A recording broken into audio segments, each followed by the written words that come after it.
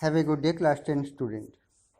Now today your history page number 8 and topic number 2, the making of nationalism in Europe.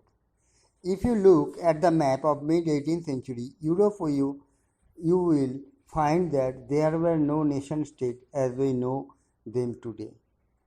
अगर आप लोग map की तरफ देखेंगे जो पेज नंबर 6 में है, ये यूरोप का एक मैप है जो मिड 18th सेंचुरी का है। जब उस टाइम हम लोग अभी जो जानते हैं यूरोपियन कंटिनेंट में जितने कंट्री के बारे में, तो वो कंट्री उस टाइम नेशन स्टेट के तौर पे या फ्रीडम कंट्री के तौर पे नहीं जाना जाता था। What we know today as Germany, Italy and Switzerland were divided into kingdom, duchies and cantons whose rules had their autonomous territory.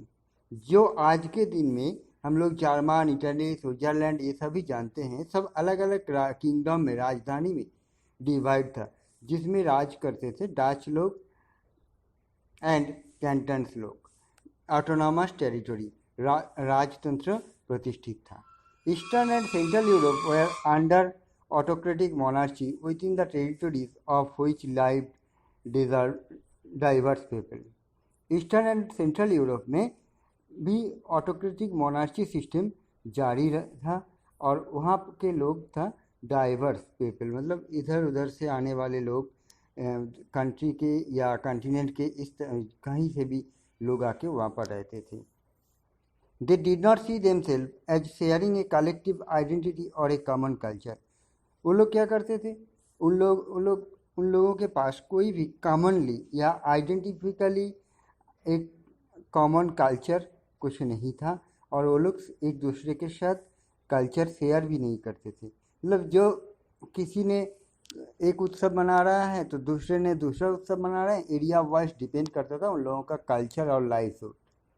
They did not see themselves as often they even spoke different language and belonged to different ethnic group. इसके साथ साथ वो लोग area wise different language भी use करते थे और different ethnic groups में डिवाइडेड थे। The Habsburg Empire that ruled over Austria Hungary for example was a patchwork of many different region and people.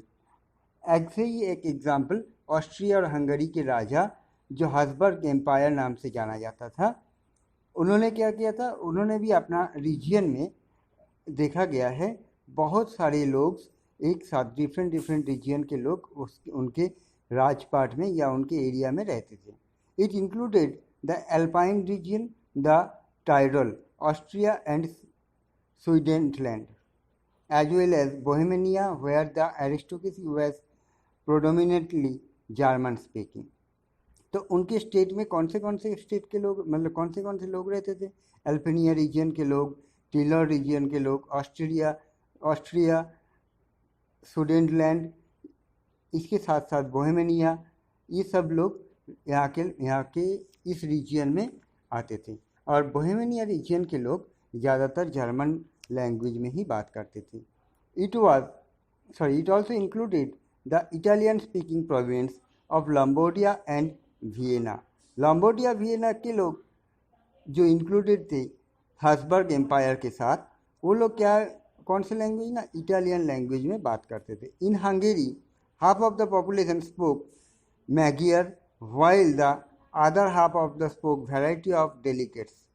और हंगेरी में ज़्यादा से ज़्यादा हंगेरी में जितने लोग रहते थे उनके हाफ लोग मैगियर लैंग्वेज में बात करते थे। उसके साथ साथ बाकी जो लोग थे दूसरे अलग अलग प्रकार के लैंग्वेज में बात करते थे।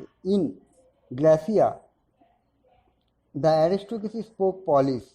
ग्लेसिया में एरिस्टोक्रेट जो लोग रहते थे वो लोग पॉलिश लैंग्वेज, मतलब एकदम शुद्ध लैंग्वेज में बात करते थे। Beside this three dominant group there were also lived within the boundaries of the empire. ये जो तीन डोमिनेंट ग्रुप था, ग्लेसिया के जो पॉलिश लोग थे या ग्लेसिया के जो एरिस्टोक्रेट लोग थे, और इसके साथ साथ जर्मन, इटली स्पीकिंग जो एरिस्टोक्रेट लोग थे, वो लोग अपने आप को बाकी दूसरों से अलग करके रखते थे। एक बाउंड्री क्रिएट करके रखते थे। बाउंड्री मीन्स ऐसा नहीं कि दीवार खड़ा कर दिया था, एक अपने आपको दूसरे लोगों से अलग कर लिए थे। A mass of subject peasant people Bohemia and Slovaks to the North Slovenia in Carniols, coast to the south and Rumans to the east। तो ऐसे कैसे ना ब्लोमेनिया और स्लोवक्स के लोग नॉर्थ साइड में रहने लगे, स्लोवेंस के और कार्निलिया के लोग साउथ में, रोमांस का लोग ईस्ट में। ऐसे करके वो लोग क्या किए, आपस में एरिया वाइज अपने आप को डिवाइड कर लिए।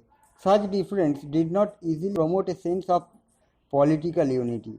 और ऐसे डिफरेंट रहते हुए कोई भी लोग एक पॉलिटिकली राजनीतिक यूनिटी बना नहीं पा रहे थे। The only the beginning this diverse group together was a common alliance to the empire. ये जो डाइवर्स ग्रुप है, इन लोगों का पहचान किसके ऊपर था, सिर्फ राजाओं के ऊपर। राजा के पहचान से इन लोगों को जाना जाता था।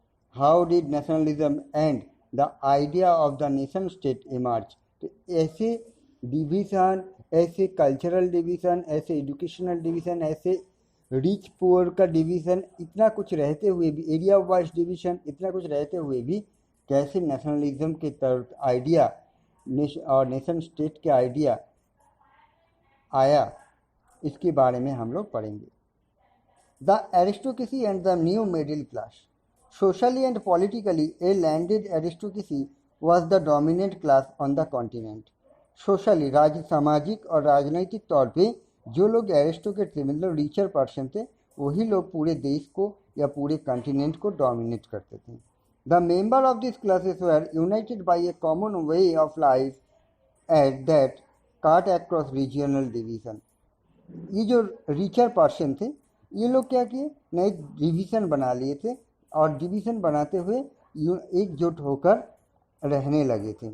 They won't state in the country side and also town house. वो लोग क्या किया, कंट्री साइड में, शहरों की तरफ टाउन हाउस, घर, ज़मीन खरीदा, घर बनाया और रहने लगा। They spoke French for purpose of diplomacy and in high society. वो लोग एक कॉमन लैंग्वेज यूज़ करते थे, जो लैंग्वेज था फ्रेंच लैंग्वेज हाई सोसाइटी में। Their familiars were often connected by tie of marriage. और वो लोग क्या किए, जो रिचर पर्सन थे, वो लोग एक दूसरे के साथ रिश्ता जो बनाया था मैरिज के सिलसिले में, मतलब एक अमीर आदमी के घर के साथ अमीर आदमी के घर का ही रिश्ता बनेगा। ऐसे करके एक दूसरे के साथ मेलबंधन या टाई अप बिल्डअप करते हुए रहते थे। This powerful aristocracy was however numerically A small group. लेकिन ये पावरफुल जो एरिस्टोक्रेसी था, ये काउंटिंग अगर हम लोग करेंगे तो एक स्मॉल ग्रुप में डिवाइड था। The majority of the population was made up of the peasantry. Population का जो मेजोरिटी पार्ट था वो था पीजेंट्री, मतलब farmer. To the west the bulk of the land was farmed by tenant and small owner.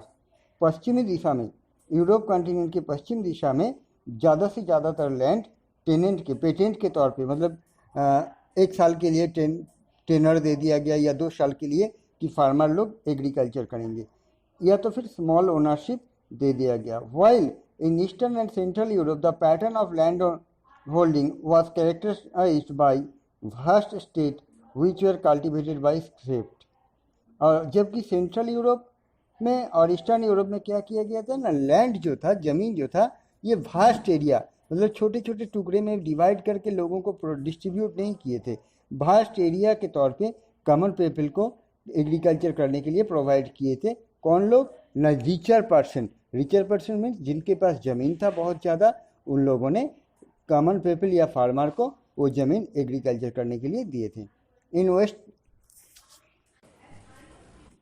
In western and parts of Central Europe, the growth of industrial production and trade means the growth of town and the emergence of commercial classes whose existence was based on the production for the market.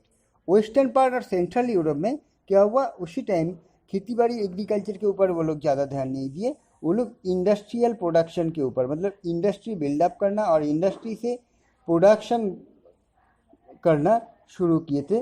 That's mean कि वहाँ पे commercial मतलब वाणिज्यिक तौर पे develop करना और वो उस एरिया पे टाउनशिप बिल्डअप करना शुरू किए थे। Industrialisation began in England in the second half of the 18th century. Industrialisation start हुआ इन यूरोपियन कॉन्टिनेंट के इंग्लैंड से, जो 18th सेंचुरी के सेकेंड हाफ मतलब 1750 के बाद से। But in France and parts of the German state it occurred only during the 19th century. लेकिन बाद में फ्रांस और जर्मनी के कुछ हिस्सों में भी इंडस्ट्रियलाइजेशन शुरू हुआ था 19th सेंचुरी के शुरुआत में। In its wake, new social group came into being, a working class population and middle classes made up of industrialists, businessmen, professional। और इसी के चलते जब इंडस्ट्रियलाइजेशन बिल्डअप हुआ तब एक सोसाइटी में रिच या एरिस्टोक्रेट और पुअर पीपल या फार्मर, इनके मिडिल में एक मिडिल क्लास का डेवलप हुआ, एक मिडिल क्लास ग्रो अप हुआ। इस मिडिल क्लास के लोग क्या करते थे, न इंडस्ट्री बिजनेसमैन होते हुआ करते थे या प्रोफेशनल लाइक इंजीनियर या वेरियस टाइप ऑफ प्रोफेशन के साथ एडेड रहते थे। In the central and eastern Europe this group where small in number till late 19th century. Central and eastern Europe में जहाँ पर इंडस्ट्रियलाइजेशन बिल्डअप हुआ या कॉमर्शियली बिजनेस बिल्डअप हुआ, वहाँ पे ये जो मिडिल क्लास ग्रुप था ये बहुत ही कम संख्यक मिलता था 19th सेंचुरी तक। It was among the educated liberal middle classes that ideas of national unity following the abolition of the aristocratic privilege gained popularity। और इसी के चलते जो मिडिल क्लास लोग थे, मिडिल क्लास में से एडुकेटेड लोग थे और एडुकेटेड लोग लिबरल अपने आप को आज़ाद घोषित किए थे। क्लास एक सोसाइटी में एक मिडिल क्लास के तौर पे वो लोग उभर के आए और इसी जगह से वो लोग यूनाइटेडली काम करना शुरू किए मिडिल क्लास लोग। तब जाके एरिस्टोक्रेट लोग जो प्रिविलेज या रिचर पर्सन जो प्रिविलेज गेन कर रहे थे, इसका पॉपुलैरिटी धीरे धीरे एवोल्यूशन होना शुरू हुआ। So that's it for today.